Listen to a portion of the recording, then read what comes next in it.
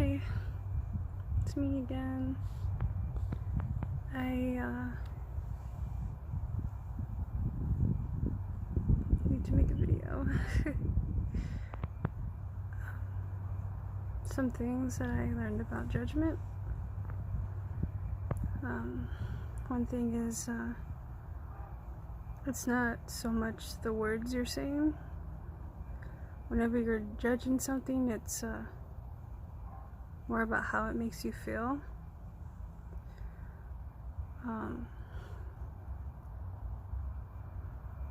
Because,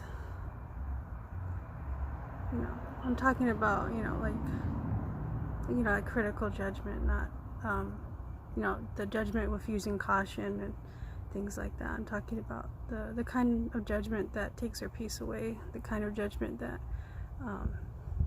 changes our mood, the kind of judgment that makes us less grateful or prevents us from enjoying things, the kind of judgment that whenever you think of something or someone, and it kind of puts you in a more, I guess, pessimistic or negative mindset. The moment you judge something, you're giving away a lot of your power and your peace, and can even create some karma for you. So yeah, it has more to do with how you feel than what it is you're saying.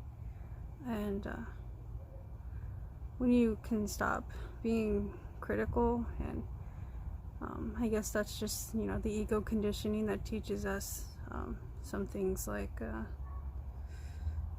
you're supposed to feel this way when this happens to you, or you're supposed to feel this way if you look like this, or if someone says this to you. It's almost like it's a conditioning where we're taught to react in a critical or judgmental way because of what we were taught or whatever.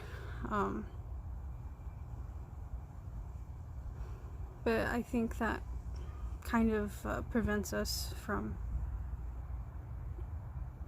receiving gratitude and being grateful. Because if you can get rid of all that judgment, that's all the negative feeling, you can really see the positive. And I was thinking about the yin-yang symbol, and how there's a little bit of light in the darkness, and a little bit of darkness in the light. And when I was thinking about,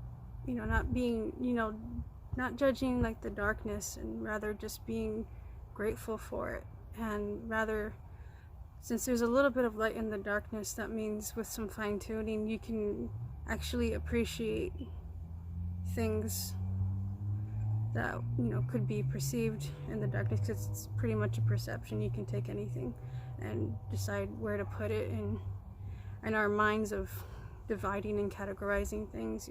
It's relative to what is considered in the darker light. But my point is that there's always some fine-tuning. There's always something to be grateful for. There's always something to appreciate.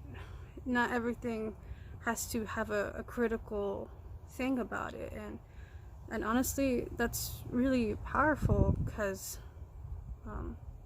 if you are able to appreciate and have gratitude for anything that's in the darkness, that comes from the darkness, nothing will hurt you,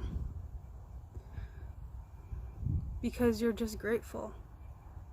And if being grateful maintains you an attitude of peace and unconditional love for anything light and dark, you really are a lot stronger, I guess, emotionally as well. Nothing projected at you can hurt you that way, and instead you can just absorb the opportunity to feel something good, even when bad intentions can be placed upon you, or or anything like that, you can still appreciate things, and you don't have to have like negative things lingering in your mind because you know we're judging it, and we're taught that we have to feel this certain way, and things like that. And honestly, a lot of our pain just comes from our ego. And when we're hurt, it's not so much that we're hurt, it's just our ego's hurt. And well, you just have to you know, gain some emotional intelligence and some awareness. It really takes some, you know, like an awareness to really identify why it is that you're hurting, instead of just feeling it on the surface level. But it's just mostly the ego conditioning, and our fear, generally, not all the time, but a lot of our fear just comes from how we identify ourselves. And so, you know, if any time anybody kind of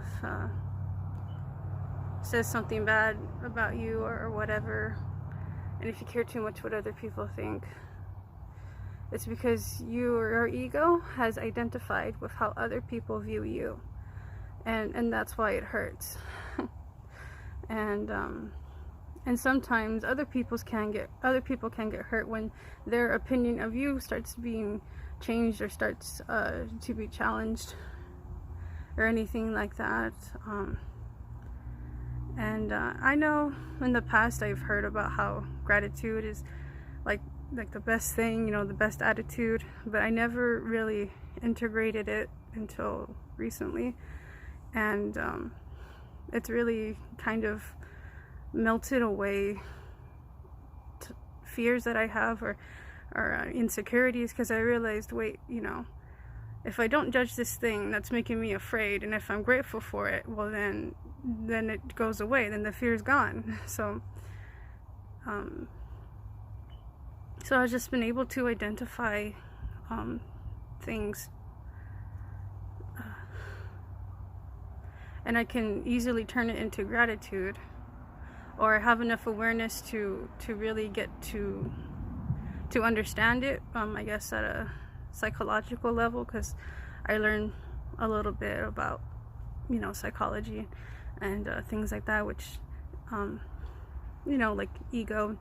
A lot of the shadow work is emotional healing. It's emotional intelligence, and you really start to see how our emotions are everything, honestly. It takes, you know, we feel things all the time, like all the time, and I think it's about time we start to heal that, right? Because the more the shadow doesn't get healed, the more the shadow doesn't get unconditional love, the worse it becomes. And it might manifest in different ways, and then it'll manifest worse and worse, and then it might become like a phobia, or you manifest something that is I guess considered unwanted or whatever. But really, I think the source of all healing is unconditional love, and being grateful kind of makes you like impenetrable. You're like invincible, you know. And I think that's all I had to say.